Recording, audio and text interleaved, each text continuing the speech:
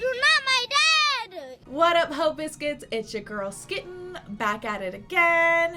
As you guys know, I love to intro my videos with just like a little anecdote about my day or about things that I think or about things that I'm feeling.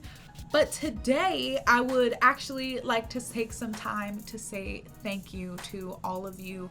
You guys have all been so kind and just so supportive throughout my YouTube journey.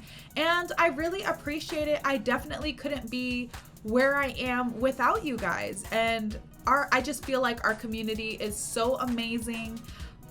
It really hits home for me when I'm streaming. The chat is just so nice. Everyone is so friendly to each other, so loving. You know, if you've popped in a couple of times, like people remember you, they say hi, they ask how you're doing. And it's just so wholesome and it makes me like so happy and okay, gross. I'm getting super sappy and it's gross and I hate it, but I just really wanted you guys to know that like I really care about you guys and I feel like you guys really care about me. And honestly, it is my biggest motivator for when I feel like, you know, I'm not producing good enough or even just enough content. Like, I want to do it for you guys. I want to improve my skill set for you guys and all of that. So, yeah. Anyway, gross feelings. Who's in? I hope you guys are doing well. I hope you guys are staying safe and sanitized. Now, I know my husband likes to watch employee versus customer compilations, and they are very entertaining, but YouTube also has a tendency to age restrict them for whatever reason. I don't know. They just like to get on their high horse about random shit sometimes. So instead of watching that, I decided to watch an animation about bad customers. This is from the channel Ice Cream Sandwich. It looks pretty cute. I'm super excited. I spent, how long did I spend? I only spent like 6 months total in retail, but I've spent 5 years total in a customer facing job as a hostess at multiple restaurants. And let me just tell you, you think the general population isn't like dumb because like you're smart and you surround yourself with other smart people, but the general population just be, you feel me? Y'all feel me. Y'all feel me. Who's in? I'm not going to hold you guys here any longer. Without further ado, let's go ahead and get started. Look at me. Look at my eyes. Oh, God. Do I look like somebody who likes to work? Or do I look like somebody who likes to eat pizza like a cookie? Personally, I think it's kind of weird how much we're expected to work in high school. Like, you have to go and serve people McDoubles for 4 hours and then go home and solve for X. That's a lot of work. Does anybody else think that's crazy? Or am I crazy? I am crazy. I really did not want to get a job when I was growing up. I don't like to work. I just like the money. But if you want to go to the movie theater with your buddies, you gotta have the cash. One ticket, your total is $20. Truly and honestly, so fucking expensive for no reason. For my first job, I wanted to avoid the food service because I feared people would be a little bit more abrasive when it comes to their meals. You'll find rude customers anywhere, but I just feel like when food's involved, things get a little hairy. I don't want people yelling at me about onions. I don't care about onions. I ended up working somewhere that's not food, which I will show you through example.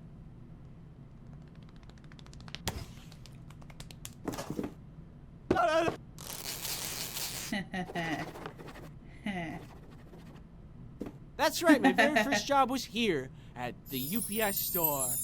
It was not really that great.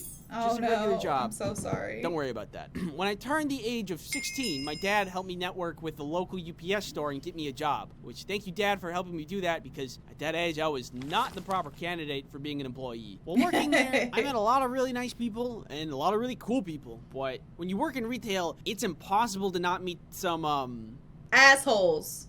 Fucking assholes. Outliers. So one time, this woman and her daughter came into the store and they said they needed to ship something. When you ship something out of the UPS store, you gotta ask a bunch of questions like, where is it going? Is it going internationally? Do I need to be worried about what's in this box? Blah, blah, blah. So I'm going through these questions and entering information into the computer, as I did with any customer. But apparently, that was a wrong thing to do, because she unfolded her cane, which apparently just turned into a chair. That's fucking Sit down cool. and says, this is gonna take a while.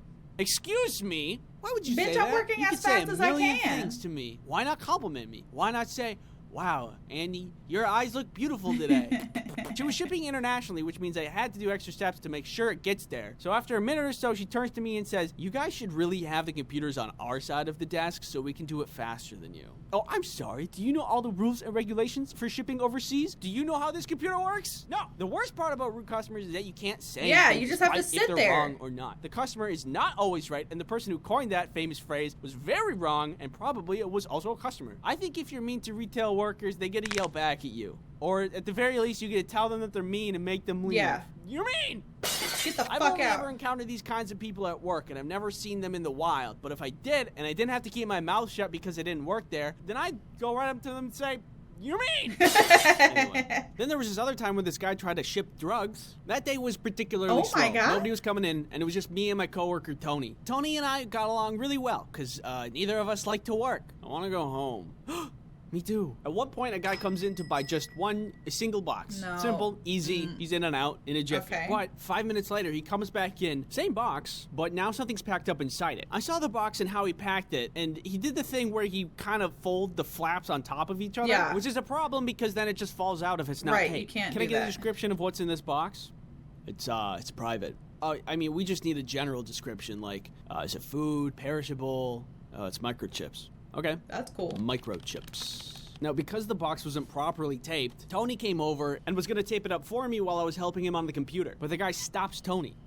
I just need to retape the box really quick so it doesn't come He out was during stressed? shipment. The tape's free if that's what you're worried about. Okay. He timidly allows us to do that, which I don't really know what his end game was because we opened the box and there was weed. Sir, we can't ship this. I'm no expert on...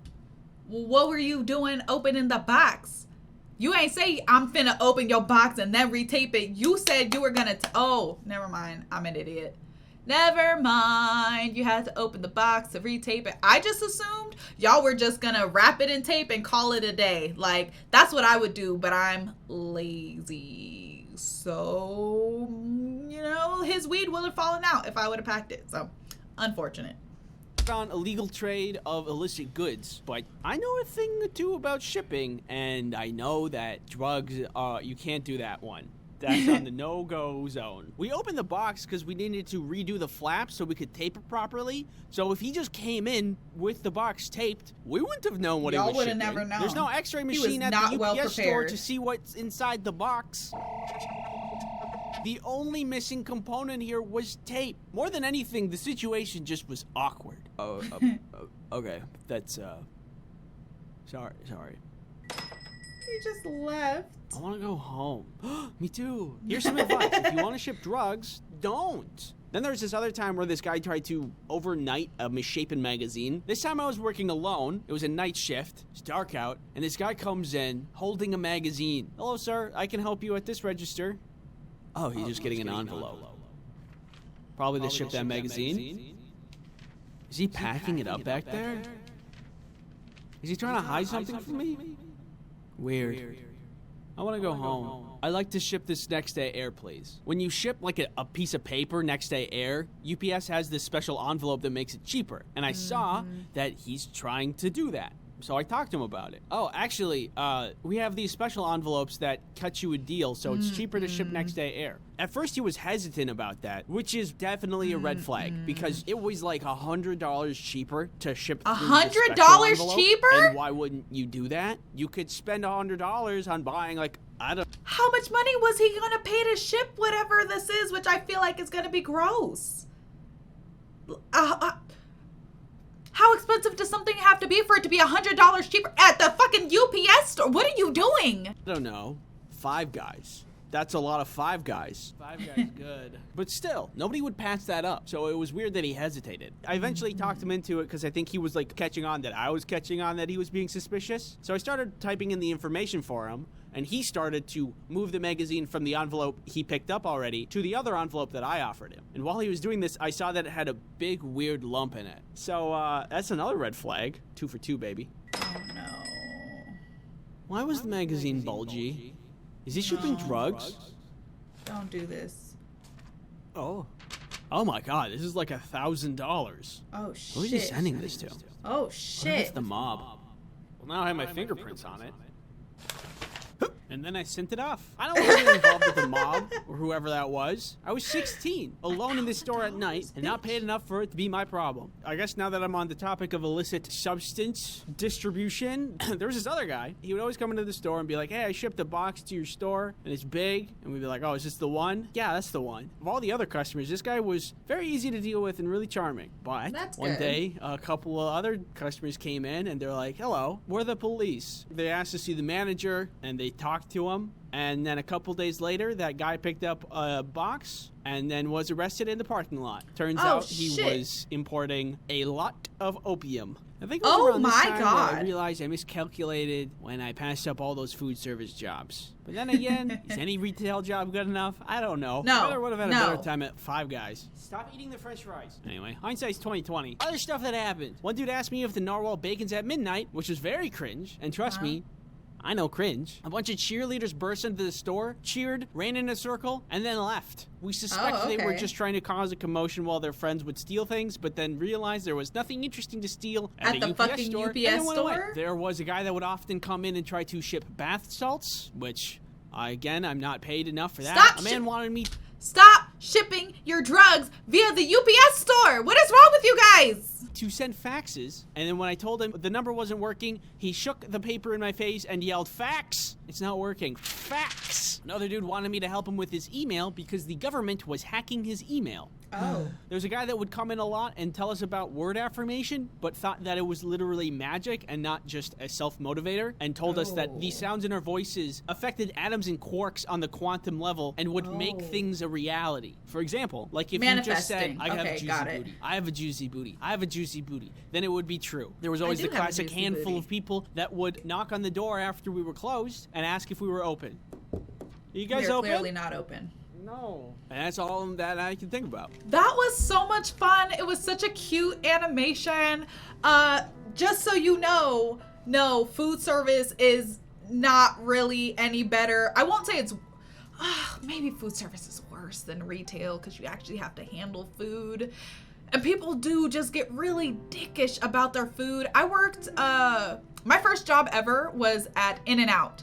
And I was like pretty good because y'all know me. I'm super perky or whatever. I was not like that when I first started at In-N-Out. I was too shy. If you order like, say, 3 double doubles with 3 french fries, right? You order 3 number ones, they'll call back and they'll be like, 6 meat, 3 fry, right? I was too shy to do that for so long. I like didn't want to raise my voice because I felt like I was bothering them. And then finally they like sat me down. They were like, Skitten, we need to know when there is a lot of meat that needs to go down on the grill. We need to know that. Just like we need to know when to drop a bunch of fries. So you're gonna have to raise your voice. And then I ended up being like one of the best people on drives. And then I got fired because there was a thief in the store and they stole from my drawer specifically because I was like really bad. And they stole from my drawer once, and then 2 times actually, I let people leave without paying on accident. And then they were like, you have a history of your drawer being short. And I was like, well, I mean, technically one of those times wasn't my fault. And they were like, so you're fired. And then I cried. And that was my food service experience, but I worked there for a year and a half and it was honestly not the worst, but not great either. Anyways, let me know what your guys' experiences are with working retail, food service, whatever. I want to hear about it. And I hope you guys enjoyed the video. Don't forget to leave your reaction requests and recommendations down in the comments below. And other than that, peace out, Hope Biscuits. It's Skittin' Lit.